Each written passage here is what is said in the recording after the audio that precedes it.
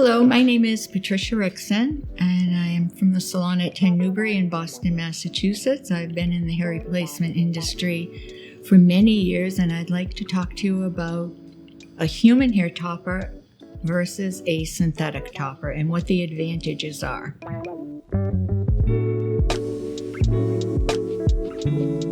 So the advantages to wearing a human hair topper would be color, where we can detail the color by adding a root or lowlights to it, or making money pieces, for instance, around the front in a darker color. This is untouched, not colored. This is colored. So it helps it to look more natural looking. The other advantages of human hair are that you can style them in various styles. We color them, perm them, and cut them just like bio hair, but it takes a little bit longer than the usual hair service.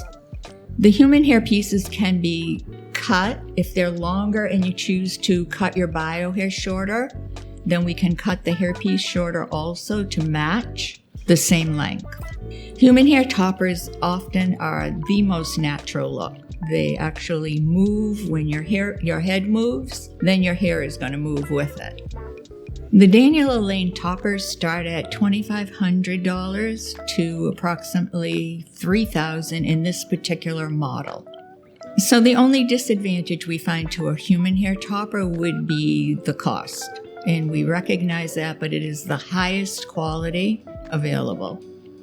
So I also wanted to mention that human hair toppers last with everyday wear, and I would call that from when you get up in the morning, put your hair on, and then take it off late at night.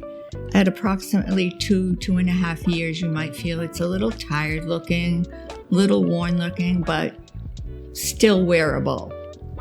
So they can be refreshed. You could have them trimmed more if you cut your own bio hair shorter also.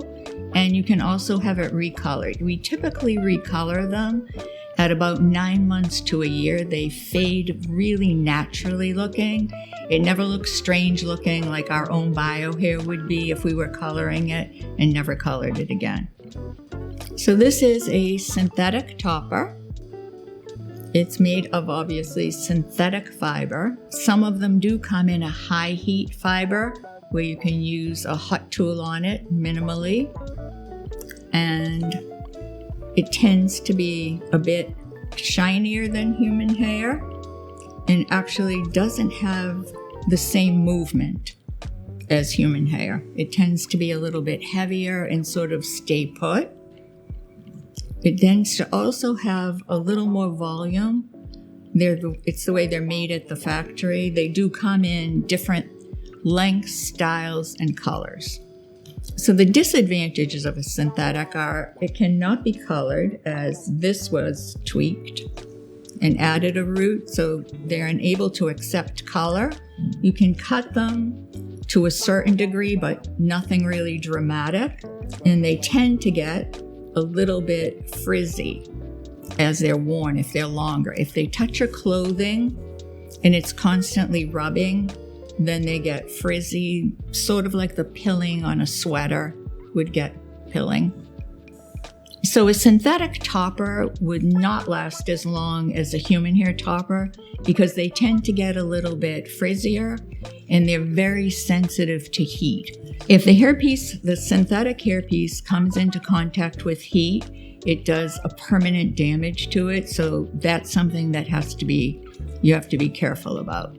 So synthetic pieces are made at a factory with certain movement in them, and it's really difficult to cut them because if you cut into the movement that has been done at the factory when they produce them, then you're taking that style away, and it's really impossible to put it back in. So the main advantage to a synthetic topper would be that it is ready to wear.